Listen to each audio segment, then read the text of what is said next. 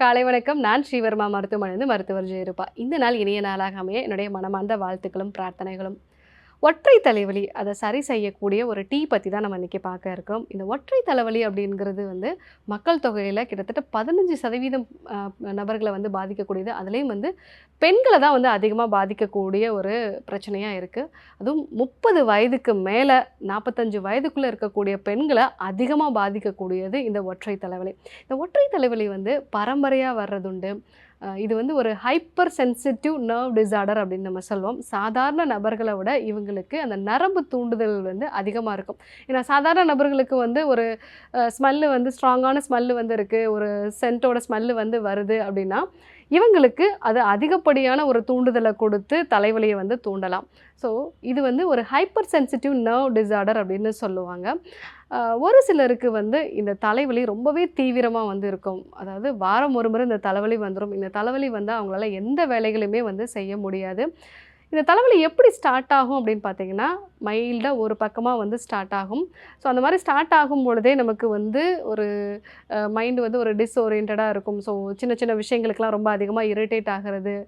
ஒரு சிலருக்கு பார்த்திங்கன்னா ரொம்ப டயர்டாக ஃபீல் பண்ணுவாங்க. ஒரு சிலர் அதிகமாக பசி எடுக்கிறதா சொல்லுவாங்க. ஒரு சிலர் பசியே இல்லைன்னு சொல்லுவாங்க. ஒரு சிலர் நல்லா தூங்கணும் போல் இருக்குது, ஆனால் ஒரு மைண்டு இரிட்டேட் ஆகிருக்குன்னு சொல்லுவாங்க. ஒரு சிலர் கண்ணுக்கு முன்னாடி ஜிக்ஜாக் லைன்ஸ்லாம் வருது அப்படின்னுலாம் சொல்லுவாங்க. இதெல்லாம் தலைவலி வரதுக்கு முன்னாடி இருக்கக்கூடிய அறிகுறிகள். ஸோ அடுத்ததாக அவங்களுக்கு நல்ல இன்டென்சிவான ஒரு பெயினோட தலைவலி ஸ்டார்ட் ஆகும். அந்த மாதிரி தலைவலி வர்ற சமயத்தில் அவங்களால வெளிச்சத்தை பார்க்க முடியாது. ஏதாவது சத்தம் கேட்டால் கூட ரொம்ப இரிட்டேட்டாக ஃபீல் பண்ணுவாங்க. ஏதாவது ஒரு இருட்டான ரூமில் போய் சத்தமே கேட்காம படுத்துட்டோம் அப்படின்னா ரொம்ப கம்ஃபர்ட்டாக இருக்குது அப்படின்னு சொல்லுவாங்க. ஒரு சிலருக்கு அந்த தலைவலியோட தீவிரம் அதிகமாகி வாமிட்டிங் வரக்கூடிய ஒரு நேச்சரும் இருக்கும். வாமிட் எடுத்த ஒரு சிலருக்கு பெட்டராகும். ஒரு சிலருக்கு வாமிட் எடுத்தாலும் அந்த தலைவலி கண்டினியூ ஆகிறத பார்க்கலாம். ஸோ அந்த மாதிரி தலைவலி ஒரு நாளோ இல்லை 2 நாளோ இருந்து அதுக்கப்புறமா தலைவலி சரியான பிறகு ஒரு டயர்ட்னஸ் அதிகமாக இருக்கும். ஏதாவது காய்ச்சல் உடல் எப்படி சோர்வான ஒரு நிலையில் இருக்குமோ அந்த மாதிரி சோர்வு இருக்கும். ஸோ இந்த மாதிரி இருக்கக்கூடிய தலைவலி ரொம்ப அதி தீவிரமாக இருக்குது அப்படின்னா 8 நாளைக்கு ஒரு முறை கூட ஒரு சிலருக்கு வரும். ஒரு சிலருக்கு மாதம் ஒரு முறை வரும். ஒரு சிலருக்கு பார்த்திங்கன்னா 2 மாதத்துக்கு ஒரு தடவை 3 மாதத்துக்கு ஒரு தடவை தான் வரும். ஆனாலும் ஒரு 3 நாள் 4 நாள் அதீதமான ஒரு பிரச்சனையை கொடுக்கக்கூடியதாக இருக்கும். ஒரு சில பெண்களுக்கு அந்த பீரியட்ஸ் வரக்கூடிய நாட்களில் மட்டும் அவங்களுக்கு தலைவலி வரதை பார்க்கலாம். அந்த தலைவலியோடு அவங்களுக்கு ஒன்ஸ் அந்த பீரியட்ஸ் வந்துருச்சு அப்படின்னா அந்த தலைவலி சரியாயிடும். இதுவும் மென்ஸ்ட்ரல் மைக்ரைன் அப்படின்னு சொல்லுவோம். எதெல்லாம் இந்த மைக்ரைனை ஸ்டிமுலேட் பண்ணும் அப்படின்னா ஹார்மோன்ஸ். முக்கியமாக நம்ம உடம்புல ஹார்மோனல் இம்பேலன்ஸ் இருந்தது அப்படின்னா அவங்களுக்கு அடிக்கடி இந்த மைக்ரைன் தலைவலி வரலாம். நிறைய 30 வயதுக்கு மேலே இருக்கக்கூடிய பெண்களுக்கு பார்க்கும் பொழுது பீரியட்ஸ் இர்ரெகுலாரிட்டியோட கூடவே இந்த தலைவலியும் இருக்குது. இல்லை ஆரம்ப கட்டத்தில் அவங்களுக்கு தலைவலி உண்டாகி அதனை தொடர்ந்து அவங்களுக்கு பீரியட்ஸ் இர்ரெகுலாரிட்டியை நம்ம பார்க்குறோம். ஸோ ஹார்மோனல் இம்பேலன்ஸ் ஒரு முக்கியமான காரணம்.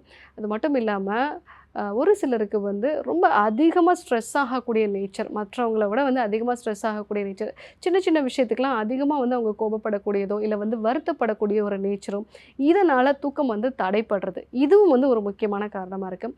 மூன்றாவதாக ஒரு சில உணவுகள் அவங்களுக்கு ஒத்துக்கொள்ளாத ஒரு நிலை இருக்கலாம். ஃபார் எக்ஸாம்பிள், நம்ம மைக்ரைனால் பாதிக்கப்பட்ட பெண்களை பார்க்கும்பொழுது நிறைய பெண்களுக்கு பால் சார்ந்த பொருட்களை ஒரு அலர்ஜி இருக்குது. ஆனால் அவங்களுக்கு அதை பற்றி ஒரு அவேர்னஸ் இல்லாமல் என்ன பண்ணுவாங்க அப்படின்னா, எப்போல்லாம் தலைவலி வருதோ அப்போல்லாம் நான் ஒரு காஃபி குடித்தா பெட்டர் ஆவேன் அப்படின்னு சொல்லிட்டு நல்லா பால் கலந்த ஒரு காஃபி எடுத்துக்கும் பொழுது அவங்களுக்கு நாளடைவில் அதுவே ஒரு ட்ரிகர் பாயிண்ட்டாக இருக்குது. ஸோ எந்தெந்த உணவுப் பொருட்கள்லாம் வயிற்றுக்கு மந்தத்தை கொடுக்குதோ, அதே மாதிரி அந்த உணவுப் பொருட்கள் சாப்பிட்ட பிறகு ஒரு அசௌகரியமோ இல்லை ஒரு டயர்ட்னஸோ இருக்கும், அந்த உணவுப் பொருட்கள்லாம் உங்களுக்கு மைக்ரைனை ட்ரிகர் பண்ணக்கூடிய ஒரு நேச்சர் இருக்கும்.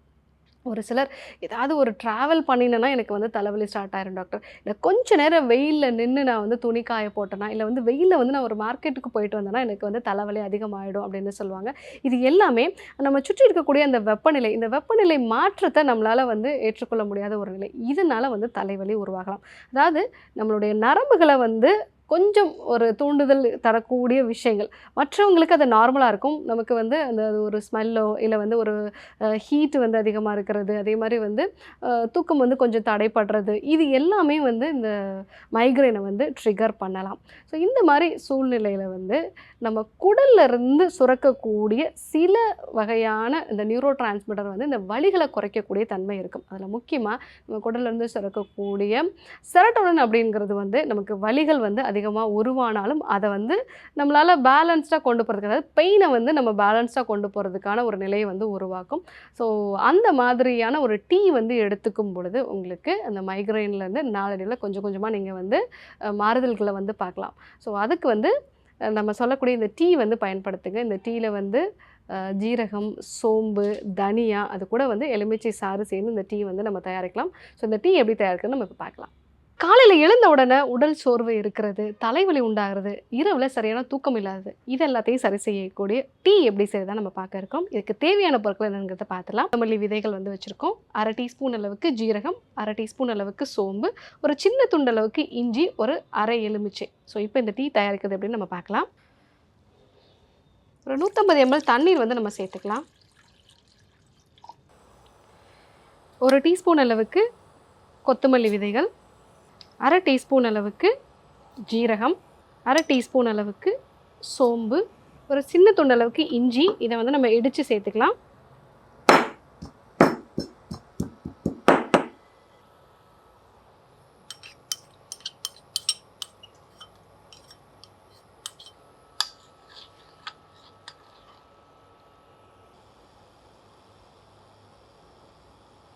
ஒரு 2 நிமிஷம் வந்து இந்த டீ நல்லா கொதிக்கட்டும்.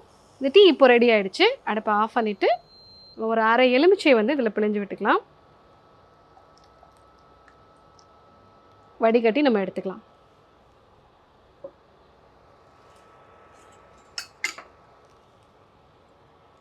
இந்த டீயை காலையில் எழுந்த உடனே நீங்கள் வந்து ஃபஸ்ட்டாக இந்த டீ வந்து எடுத்துக்கலாம். அந்த மாதிரி எடுத்துக்கும் பொழுது உங்களோட டயர்ட்னஸ் வந்து நல்லா குறையும். ஸோ கண்டிப்பாக அந்த டீ எடுத்துக்கோங்க. இந்த மைக்ரேனுக்கான இந்த டீயை வந்து நீங்கள் அப்பப்போ வந்து பயன்படுத்தலாம். எப்போல்லாம் வயிறு கொஞ்சம் உப்புசமாக இருக்கோ நீங்கள் அப்போ இந்த டீயை வந்து பயன்படுத்தலாம். அதே மாதிரி நான் வெளியில் வந்து வெயிலில் போயிட்டு வந்தேன், எனக்கு ஒருவேளை தலைவலி வந்துருமோ அப்படின்னு யோசிக்கும் பொழுதே நீங்கள் இந்த டீயை வந்து நீங்கள் எடுத்துக்கலாம்.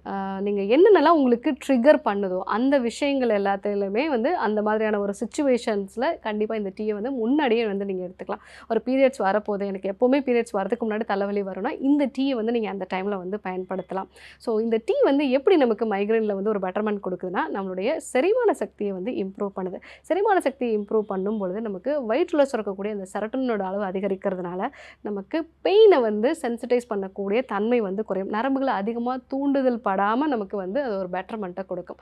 ஸோ உங்களுக்கு மைக்ரேன் இருக்குது அப்படின்னா நீங்கள் வாரத்தில் ஒரு 2 வாட்டி 3 வாட்டியாவது இந்த டீயை வந்து அப்பப்போ வந்து நீங்கள் பயன்படுத்துங்க. அது கூட வந்து நல்ல சுவாச பயிற்சிகளை வந்து பயன்படுத்துறது, தியான பயிற்சிகளை வந்து ஃபாலோ பண்ணுறது, சில வகையான உணவுப் பொருட்கள், எண்ணெயில் பொரிச்ச உணவுகள், அதே மாதிரி வந்து பால் சார்ந்த பொருட்கள், ப்ரிசர்வேட்டிவ் சேர்ந்த உணவுப் பொருட்கள், வயிறுக்கு உப்புசத்தை கொடுக்கக்கூடிய உணவுப் பொருட்கள், பசி இல்லாமல் மசாலா கலந்த உணவுகளை வந்து நம்ம சாப்பிட்றது, இதெல்லாம் நம்ம தவிர்த்துட்டோம் அப்படின்னா மைக்ரேனுக்கு அதிகப்படியாக பெயின் கில்லர்ஸ் எடுத்துக்காமல் நம்ம கொஞ்சம் கொஞ்சமாக வந்து அதை வந்து சரி பண்ணலாம். ஸோ இன்றைக்கி மைக்ரைன் எதனாலலாம் வருது, ஸோ மைக்ரைனோட அறிகுறிகள்லாம் என்ன, இது எதெல்லாம் வந்து நமக்கு ட்ரிகர் பண்ணும், இதை வந்து சரி செய்யக்கூடிய ஒரு டீ எப்படி தயாரிக்குது அப்படின்னு நம்ம பார்த்தோம். இதே போன்று ஒரு நல்ல தகவலோடு உங்களை சந்திக்கிறோம். நன்றி, வணக்கம்.